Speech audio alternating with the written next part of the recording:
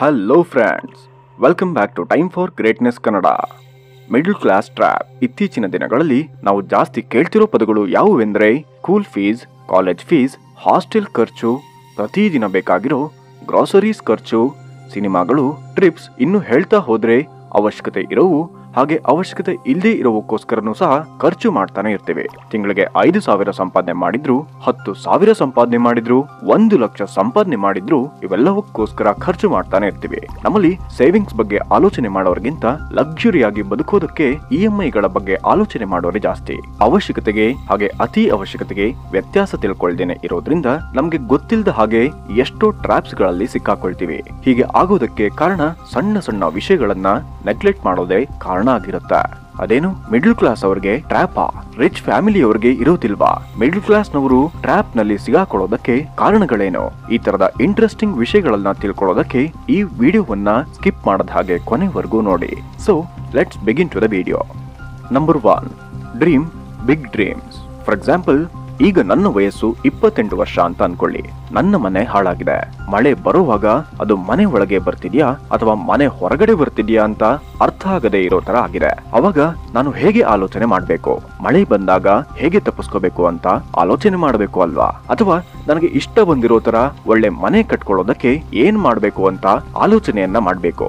ನಿಮಗಾದ್ರೂ ನಮ್ಗಾದ್ರೂ ಯಾರಿಗಾದ್ರೂ ಸರಿ, ಪರಿಸ್ಥಿತಿಗಳು ಯಾವಾಗ್ಲೂ ಒಂದೇ ತರ ಇರಲ್ಲ. ನಮ್ಮ ಹತ್ರ ಇರೋ ಅವಕಾಶಗಳ ಮೇಲೆ, ಆಲೋಚನೆಗಳ ಮೇಲೆ, ನಮ್ಮ ಕಷ್ಟಗಳ ಮೇಲೆ, ನಮ್ಮ ಇಷ್ಟಗಳ ಮೇಲೆ ಬದಲಾಗ್ತಾ ಇರ್ತವೆ. ನಮ್ಗೆ ವಯಸ್ಸಾಗ್ತಾ ಆಗ್ತಾ ಆಲೋಚನೆ ವಿಧಾನ ಬದಲಾಗ್ತಿರ್ಬೇಕು. ನಮ್ಮ ಮನೆ ಹಾಳಾಗಿದೆ ಅಂತ ದುಃಖ ಪಡ್ತಾ ಕುಳಿತುಕೊಳ್ಳೋದಕ್ಕಿಂತ ನಾನು ಎಷ್ಟು ಸಂಪಾದನೆ ಮಾಡಿದ್ರೆ, ಏನು ಮಾಡಿದ್ರೆ ಒಳ್ಳೆ ಮನೆಯನ್ನ ಕಟ್ಬೋದು ಅಂತ ಆಲೋಚನೆಯನ್ನ ಮಾಡ್ಬೇಕು. ಯಾಕಂದ್ರೆ ನಮ್ಗೆ ಅತ್ಯವಶ್ಯಕವಾಗಿ ಬೇಕಾಗಿರೋದು ತಿನ್ನೋದಕ್ಕೆ ಊಟ, ಹಾಕೊಳ್ಳೋದಕ್ಕೆ ಬಟ್ಟೆ, ಇರೋದಕ್ಕೆ ಮನೆ. ಹಾಗಂತ ನಮ್ಮ ಯೋಗ್ಯತೆಯನ್ನ ಮೀರಿ ಆಲೋಚನೆ ಮಾಡ್ಬೇಕಾದ ಅವಶ್ಯಕತೆ ಇಲ್ಲ. ಮನೆಗೋಸ್ಕರ ತೀರ್ಸೋದಕ್ಕೆ ಆಗದೆ ಇರೋಷ್ಟು ಸಾಲ ಮಾಡೋ ಅವಶ್ಯಕತೆ ಇಲ್ಲ. ಅವಶ್ಯಕತೆಗೆ ಮೀರಿ ಬ್ರಾಂಡೆಡ್ ಬಟ್ಟೆ ತಗೊಳ್ಳೋ ಅವಶ್ಯಕತೆ ಇಲ್ಲ. ಜಂಕ್ ಫುಡ್ ಹೆಲ್ತ್ಗೆ ಒಳ್ಳೇದಲ್ಲ ಅಂತ ಗೊತ್ತಿದ್ರು ಅದಕ್ಕೋಸ್ಕರ ದುಡ್ಡು ಖರ್ಚು ಮಾಡಿ ಕಾಯಿಲೆ ತಂದ್ಕೊಳ್ಳೋ ಅವಶ್ಯಕತೆ ಇಲ್ಲ. ಹಾಗೆ ಮಾಡ್ದೇನೆ ಹೆಲ್ತಿ ಫುಡ್ಸ್ ಮೇಲೆ ಫೋಕಸ್ ಮಾಡಿದ್ರೆ ಸಾಕು. ದೊಡ್ಡ ದೊಡ್ಡ ಕನಸು ಕಾಣ್ಬೇಕು. ಆದ್ರೆ ನಾವು ಕಾಣೋ ಕನಸು ನಮ್ಗೆ ಮೋಟಿವೇಶನ್ ತುಂಬಿಸೋ ತರ ಇರ್ಬೇಕು. ನಾವು ಹ್ಯಾಪಿಯಾಗಿ ಫೀಲ್ ಆಗೋ ತರ ಇರ್ಬೇಕು. ಅದು ಬಿಟ್ಟು ಆ ಕನಸುಗಳು ನಮ್ಗೆ ತೊಂದರೆ ಮಾಡೋ ತರ ಇರಬಾರ್ದು. ನಮ್ಮನ್ನ ಇನ್ನಷ್ಟು ಸಾಲಗಾರನನ್ನಾಗಿ ಮಾಡಿ ಪಾತಾಳಕ್ಕೆ ತಳ್ಳೋ ತರ ಇರಬಾರ್ದು. Number 2, develop A clear sense of direction. ಈಜು ಬರದೇ ಇರೋರು ನೀರಲ್ಲಿ ಈಜೋದು ಎಷ್ಟು ಕಷ್ಟನೋ, ಪ್ಲಾನಿಂಗ್ ಇಲ್ಲದೆ ಇರೋರು ಸಹ ಸಕ್ಸಸ್ ಆಗೋದು ಅಷ್ಟೇ ಕಷ್ಟ. ಯಾಕಂದ್ರೆ a person with a clear purpose will make the progress on even the roughest roads. A person with no purpose will make no progress on even the smoothest roads. ಇದರ ಅರ್ಥ ಏನಂದ್ರೆ, ನಮ್ಮ ಜೀವನದಲ್ಲಿ ಏನ್ ಮಾಡ್ಬೇಕು ಅಂತ ಕ್ಲಿಯರ್ ಆಗಿ ಪರ್ಪಸ್ ಗೊತ್ತಿರೋರು ಹೋಗೋದ್ ದಾರಿ ಎಷ್ಟೇ ಕಷ್ಟದಿಂದ ಕೂಡಿದ್ರು, ಎಷ್ಟೇ ಸಮಸ್ಯೆಗಳನ್ನ ಫೇಸ್ ಮಾಡ್ತಿದ್ರು, ಗೆಲ್ಲೋದಕ್ಕೆ ಮುಂದೆ ಹೋಗ್ತಾ ಹೆಜ್ಜೆ ಇಡ್ತಾನೆ. ಅದೇ ತರ ಇವತ್ತಿನ ತರಾನೇ ನಾಳೆನೂ ಇರುತ್ತೆ ಬಿಡು ಅಂತ ಅನ್ಕೊಂಡು ಗೋಲ್ ಅನ್ನ ಫಿಕ್ಸ್ ಮಾಡ್ಕೊಳ್ದೇನೆ, ಯಾವುದೇ ತರದ ಪರ್ಪಸ್ ಇಲ್ದೇನೆ ಮುಂದೆ ಹೋಗ್ತಿರೋನಿಗೆ ಅವನು ಹೋಗ್ತಿರೋ ದಾರಿ ಹೂವಿನ ತರ ಇದ್ರೂನು ಯಾವುದೇ ತರ ಪ್ರಯೋಜನ ಇರಲ್ಲ. ಅನ್ಕೊಂಡಿರೋ ಅಷ್ಟು ಹಣವನ್ನ ಸಂಪಾದನೆ ಮಾಡ್ಬೇಕಂದ್ರೆ, ಕಂಡಿರೋ ಕನಸುಗಳನ್ನ ನಿಜ ಮಾಡ್ಕೋಬೇಕಂದ್ರೆ ಬರೀ ಕಷ್ಟಗಳಿಂದ ಅಷ್ಟೇ ಅಲ್ದೇನೆ ಸುಖವಾಗಿ ಜೀವನ ಪಡ್ಬೇಕಂದ್ರೂ ನಾವು ಏನ್ ಮಾಡ್ಬೇಕಂತ ಅನ್ಕೊಂಡಿದೀವಿ, ಏನು ಮಾಡಿದ್ರೆ ಸಂತೋಷವಾಗಿರ್ತೀವಿ, ನಮ್ಮ ಜೀವನಕ್ಕೆ ಪರ್ಪಸ್ ಏನು ಅನ್ನೋ ವಿಷಯಗಳ ಬಗ್ಗೆ ಆಲೋಚನೆಯನ್ನ ಮಾಡ್ಬೇಕು. ಹೀಗೆ ಆಲೋಚನೆ ಮಾಡೋನೆ ಕಷ್ಟ ಬಂದಾಗ ಎದ್ದು ಬಿದ್ದು ಮುಂದಕ್ಕೆ ಸಾಗಿ ಶ್ರೀಮಂತನಾಗಿ ಬದಲಾಗ್ತಾನೆ. ಆದ್ರೆ ಪ್ರಯತ್ನ ಪಡದೆ ಇರೋನು, ಅವನ ಮೇಲೆ, ಅವನ ಸಾಮರ್ಥ್ಯದ ಮೇಲೆ ನಂಬಿಕೆ ಇಲ್ಲದೆ ಇರೋನು ನನ್ನ ಅದೃಷ್ಟ ಇಷ್ಟೇ ಬಿಡು ಅಂತ ಅಂದ್ಕೊಂಡು ಅವನ ಹತ್ರ ಇರೋ ಹಣದಲ್ಲೇ ಜೀವನವನ್ನ ಸಾಗಿಸ್ತಾನೆ. ಶ್ರೀಮಂತರಾಗ್ಲಿ ಬಡವರಾದ್ರೂ ಆಗ್ಲಿ, ಗೊತ್ತೋ ಗೊತ್ತಿಲ್ದೇನೋ ಏನೋ ಒಂದು ಮಿಸ್ಟೇಕ್ ಮಾಡ್ತಿರ್ತಾರೆ. ಆ ಮಿಸ್ಟೇಕ್ ನಿಂದ ಕಲಿತ್ಕೊಂಡಿರೋನು ಶ್ರೀಮಂತನಾಗ್ತಾನೆ. ಬೇರೆಯವರ ಜೊತೆ ಕಂಪೇರ್ ಮಾಡ್ತಾ ಎಷ್ಟಿದ್ರು ಕಡಿಮೆ ಅಂತ ಅಂದ್ಕೊಂಡಿರೋನು ಅನಾವಶ್ಯಕವಾಗಿರೋದಕ್ಕೋಸ್ಕರ ಖರ್ಚು ಮಾಡೋನು ಬಡವನಾಗೆ ಉಳಿತಾನೆ. Number 3, pay yourself first. ನಾವು ಕಷ್ಟಪಟ್ಟು ಕೆಲಸ ಮಾಡಿದ್ರೆ ಹಣ ಸಂಪಾದನೆ ಮಾಡ್ಬೋದು, ನಮ್ಮ ಗೋಲ್ಸ್ ಅನ್ನು ಸಹ ರೀಚ್ ಆಗ್ಬೋದು. ಯಾಕಂದ್ರೆ ಊಟಕ್ಕೋಸ್ಕರ ಕೋಟಿ ವಿದ್ಯೆ ಅನ್ನೋ ಹಾಗೆ ಕೋಟಿ ದಾರಿಗಳಿದಾವೆ. ಆದ್ರೆ ಇಷ್ಟ ಆಗಿರೋ ಕೆಲಸ ಮಾಡೋವಾಗ್ಲೇ ಆ ಕೆಲಸದಲ್ಲಿ ಸಕ್ಸಸ್ ಆಗ್ತೀವಿ. ಇಷ್ಟ ಇಲ್ಲದೆ ಇರೋ ಯಾವುದೇ ಕೆಲಸನೂ ಸಂತೋಷವನ್ನ ಕೊಡಲ್ಲ, ಸಕ್ಸಸ್ಗೋಸ್ಕರ ಯಾವುದೇ ದಾರಿಯನ್ನ ತೋರ್ಸಲ್ಲ. ಕಷ್ಟಪಟ್ಟು ಒಂದು ಜಾಬಿಗೆ ಜಾಯ್ನ್ ಆಗ್ತೀವಿ. ಮೊದಲ ತಿಂಗಳ ಸಂಬಳ ಬಂದ ತಕ್ಷಣ ಐಫೋನ್ ತಗೊಳ್ಳೋದು, ಎಲ್ಲರ ಎದುರಿಗೆ ಶೋ ಆಫ್ ಮಾಡೋದಕ್ಕೆ ಕಾಸ್ಟ್ಲಿ ಬಟ್ಟೆಯನ್ನ ತಗೊಳ್ಳೋದು, ಫ್ರೆಂಡ್ಸ್ಗೆ ಪಾರ್ಟಿ ಕೊಡೋದಕ್ಕೆ ಖರ್ಚು ಮಾಡಿ ಬಿಡ್ತೀವಿ. ನೋಡ್ತೇವೆ. ಇದು ಎಷ್ಟರ ಮಟ್ಟಿಗೆ ಸರಿ? ಜಾಬ್ ಬಂದ ತಕ್ಷಣ ಶೋ ಆಫ್ಗೋಸ್ಕರ ಖರ್ಚು ಮಾಡೋರು ಸ್ವಲ್ಪ ಜನ ಇದ್ರೆ, ಇನ್ನು ಕೆಲವರು ಜಾಬ್ ಬಂದ ತಕ್ಷಣ ಖರ್ಚುಗಳನ್ನೆಲ್ಲ ಪಕ್ಕಕ್ಕಿಟ್ಟು ಸೇವಿಂಗ್ಸ್ ನೆಲ್ಲ ಪಕ್ಕಕ್ಕೆ ಇಟ್ಟು ಸೇವ್ ಮಾಡಿರೋ ಹಣದಿಂದ ಹಣವನ್ನ ಸಂಪಾದನೆ ಮಾಡೋದಕ್ಕೆ ಇಷ್ಟಪಡ್ತಾರೆ. ಹಣದಿಂದ ಹಣವನ್ನ ಸಂಪಾದನೆ ಮಾಡೋದು ಅಂದ್ರೆ ನೀವು ಸೇವ್ ಮಾಡಿರೋ ಹಣದಿಂದ ಒಂದು ಮನೆಯನ್ನ ತಗೊಂಡು ಬಾಡಿಗೆ ಕೊಟ್ಟಿದ್ದೀರಾ ಅಂತ ಅನ್ಕೊಳ್ಳಿ. ಪ್ರತಿ ತಿಂಗಳು ಬಾಡಿಗೆ ಬರುತ್ತೆ. ಇದನ್ನ ಹಣದಿಂದ ಹಣವನ್ನ ಸಂಪಾದನೆ ಮಾಡೋದು ಅಂತ ಕರೀತಾರೆ. ಹಾಗಲ್ದೇನೆ ನೀವು ಲಕ್ಸುರಿಗೋಸ್ಕರ ಏನೇನೋ ವಸ್ತುಗಳನ್ನ ತೆಗೆದುಕೊಂಡ್ರೆ ನಿಮ್ಗೆ ಲಾಭವೂ ಬರೋದಿಲ್ಲ. ಪ್ರತಿ ತಿಂಗಳು EMI ಕಟ್ಬೇಕು. ಇವುಗಳನ್ನೇ ಲಯಬಿಲಿಟೀಸ್ ಅಂತ ಕರೀತಾರೆ. ಇವೆರಡಕ್ಕೂ ವ್ಯತ್ಯಾಸ ತಿಳ್ಕೊಂಡಾಗ್ಲೇ ನಮ್ಗೆ ಅವಶ್ಯಕತೆ ಇರುವು ಏನೋ, ಅವಶ್ಯಕತೆ ಇಲ್ಲದೆ ಇರುವು ಏನೋ ಅಂತ ಗೊತ್ತಾಗುತ್ತೆ. Number 4, learn every detailing of business. ಒಬ್ಬೊಬ್ಬರಿಗೆ ಒಂದೊಂದು ವಿಷಯದ ಮೇಲೆ ಕ್ಲಾರಿಟಿ ಇರುತ್ತೆ.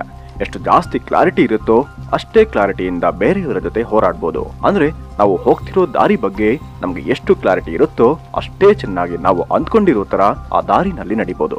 ಅದೇ ತರ ಬಿಸ್ನೆಸ್ ನಲ್ಲಿ ಕ್ಲಾರಿಟಿಯಿಂದ ಇಡೋ ಪ್ರತಿ ಹೆಜ್ಜೆ ಬಿಸ್ನೆಸ್ ನಲ್ಲಿ ನಮ್ಮನ್ನ ಇನ್ನೊಂದು ಸ್ಟೆಪ್ ಮುಂದೆ ಇಡೋ ಹಾಗೆ ಮಾಡುತ್ತೆ. ಅಂದ್ರೆ if you become very good at what you do, there is nothing that can stop you from getting paid more and promoted faster. ಇದರ ಅರ್ಥ ಏನಂದ್ರೆ, ನಾವು ಮಾಡೋ ಕೆಲಸದಲ್ಲಿ ಪ್ರತಿ ವಿಷಯ ನಮ್ಗೆ ಗೊತ್ತಿದ್ದೆ ಆದ್ರೆ ಕೆಲಸದಲ್ಲಿ ಎಕ್ಸ್ಪರ್ಟ್ ಆಗಿ ಬದಲಾಗಿ ಅಂದ್ಕೊಂಡಷ್ಟು ಸಂಪಾದನೆ ಮಾಡ್ಬೋದು. ಇದು ತುಂಬಾ ಫಾಸ್ಟ್ ಆಗಿ ಆಗುತ್ತೆ. ನಾವು ಸೆಲೆಕ್ಟ್ ಮಾಡಿರೋ ಫೀಲ್ಡ್ ಗೆ ತಕ್ಕ ಹಾಗೆ ಪ್ರತಿ ಸಣ್ಣ ವಿಷಯವನ್ನ ಅಬ್ಸರ್ವ್ ಮಾಡ್ಬೇಕು. ನಮ್ಮನ್ನ ನಾವು ಇಂಪ್ರೂವ್ ಮಾಡ್ಕೋಬೇಕು. ಬುಕ್ಸ್ ಓದೋ ಹವ್ಯಾಸ ಇರೋರು ಎಷ್ಟೋ ಹೊಸ ವಿಷಯಗಳನ್ನ ಕಲ್ತ್ಕೊಳ್ತಾರೆ. ಬುಕ್ಸ್ ನಿಂದ ಕಮ್ಯುನಿಕೇಶನ್ ಸ್ಕಿಲ್ಸ್ ನಿಂದ ಫಿನಾನ್ಷಿಯಲ್ ಟಿಪ್ಸ್ ವರೆಗೆ ಎಷ್ಟೋ ವಿಷಯಗಳು ನಮ್ಮ ಗೋಲ್ಸ್ ಅನ್ನ ರೀಚ್ ಆಗೋದಕ್ಕೆ ಹೆಲ್ಪ್ ಮಾಡ್ತವೆ. ಯಾರೋ ಬರ್ತಾರೆ ಏನೋ ಮಾಡ್ತಾರೆ ಅಂತ ಅಂದ್ಕೊಂಡು ಕೂತ್ಕೊಳ್ದೇನೆ ಬೇರೆಯವರ ಮೇಲೆ ಆಧಾರವಾಗಿರಬಾರ್ದು. ಅಂದ್ರೆ ನಾವು ಮಾಡ್ತಿರೋ ಬಿಸ್ನೆಸ್ ನಲ್ಲಿ ಏನ್ ನಡೀತಿದೆ, ನಷ್ಟ ಎಷ್ಟು ಬರ್ತಿದೆ, ಲಾಭ ಎಷ್ಟು ಬರ್ತಿದೆ, ನಷ್ಟ ಬಂದ್ರೆ ಆ ನಷ್ಟವನ್ನ ಹೇಗೆ ಕಡಿಮೆ ಮಾಡ್ಬೇಕು, ಜಾಸ್ತಿ ಲಾಭ ಬರ್ಬೇಕಂದ್ರೆ ಏನ್ ಮಾಡ್ಬೇಕು ಅಂತ ಅವಾಗವಾಗ ಆಲೋಚನೆ ಮಾಡ್ತಾ ಡಿಸಿಷನ್ಸ್ ತಗೊಳ್ತಾ ಅಬ್ಸರ್ವ್ ಮಾಡ್ಬೇಕು. ಹಾಗೆ ಅಬ್ಸರ್ವ್ ಮಾಡ್ಬೇಕಂದ್ರೆ ನಾವು ಮಾಡೋ ಬಿಸ್ನೆಸ್ ನಲ್ಲಾದ್ರೂ ಆಗ್ಲಿ ಜಾಬ್ ನಲ್ಲಾದ್ರೂ ಆಗ್ಲಿ ಪ್ರತಿಯೊಂದು ವಿಷಯದ ಬಗ್ಗೆ ಅವಗಾಹನೆ ಇರಬೇಕು. Number 5, determine your highest priorities.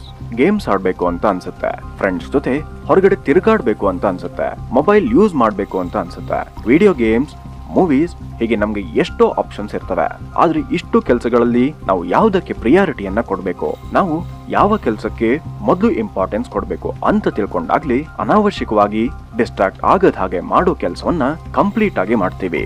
Business ನಲ್ಲಿ ನೆಕ್ಸ್ಟ್ ಸ್ಟೆಪ್ ಏನ್ ತಗೋಬೇಕು ಅಂತ ಆಲೋಚನೆ ಮಾಡ್ತಿರುವಾಗ, ಪ್ಲಾನ್ ಮಾಡ್ಕೊಳ್ತಿರುವಾಗ ಆ ಕೆಲಸವನ್ನ ಮಾತ್ರ ಮಾಡ್ಬೇಕು. ಹಾಗಲ್ದೇನೆ ಕೆಲಸದ ಮಧ್ಯದಲ್ಲಿ ಮೊಬೈಲ್ ಯೂಸ್ ಮಾಡೋದು, ಟಿವಿ ನೋಡೋದು ಮಾಡಿದ್ರೆ ಬಿಸ್ನೆಸ್ ನಲ್ಲಿ ಪ್ಲಾನಿಂಗ್ ಕೆಲಸ ಎಲ್ಲ ಅಲ್ಲೇ ನಿಂತು ಹೋಗುತ್ತೆ.